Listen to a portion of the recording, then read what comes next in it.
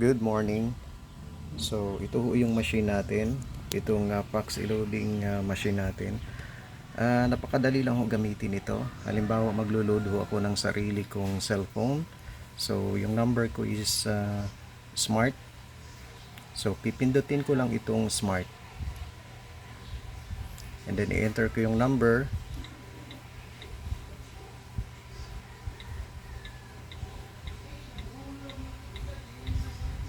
And then, enter. And then, ito ho yung mga products natin, yung mga promos na available.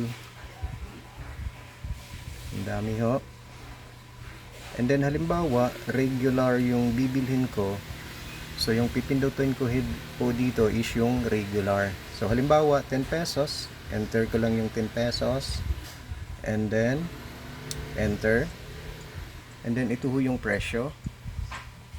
So 10 pesos is 13 pesos. So pwede nating baguhin yung markup natin. Depende ho yan sa inyo. So ngayon huhulugan ho natin ng 13 pesos. Remember ho, yung machine natin ay hindi ho ito nagsusukli. So dapat exact amount, or pag may remaining tayong sukli, pwede natin magamit ulit sa susunod. Bali may remaining credits lang ho na matitira, pwede natin gamitin ulit. So 13 pesos, 10 pesos na bago. Ayan. Piso. Piso ulit. Piso ulit. So ayan, hihintay lang ho natin na darating yung ating pinaload.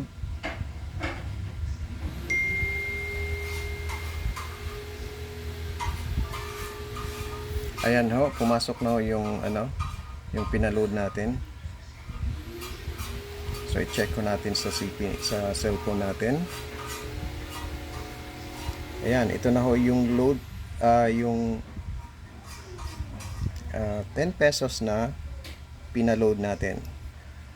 So ganun lang ho kasimple gamitin yung ating machine. So ngayon, itatry naman natin mag-cash in sa GCash. So ang gagawin natin is pindutin lang ho natin itong cash in, and then enter your GCash number.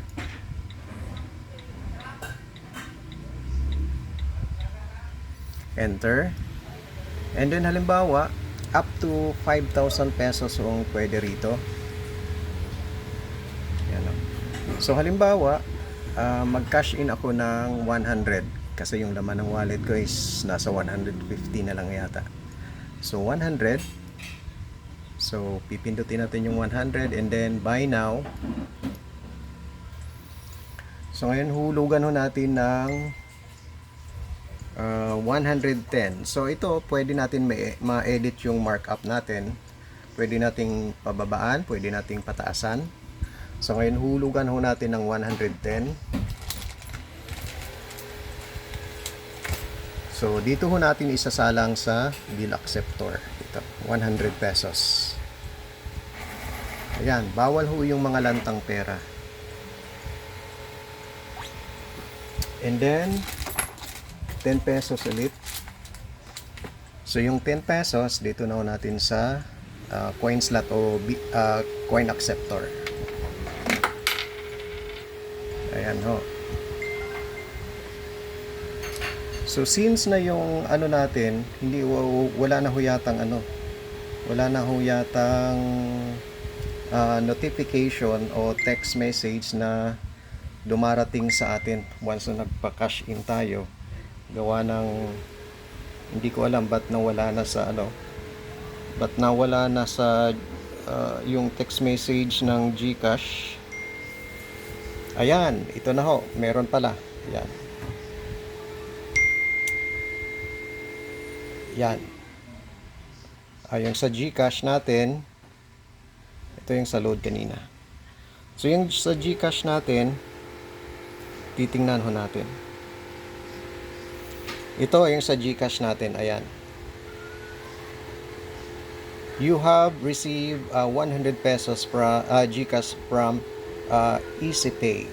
So ito ho yan. And then, since na low na yung load wallet natin, nagte-text na ho yung yung machine na low na ho yung ating, mababa na ho yung load wallet natin. So, ang machine natin ay nagpapadala ng text message once na mababa na yung ating load wallet para kung saan man ho tayo, pwede tayong mag-replenish kaagad. So, ayan, napakasimple lang ho gamitin ng ating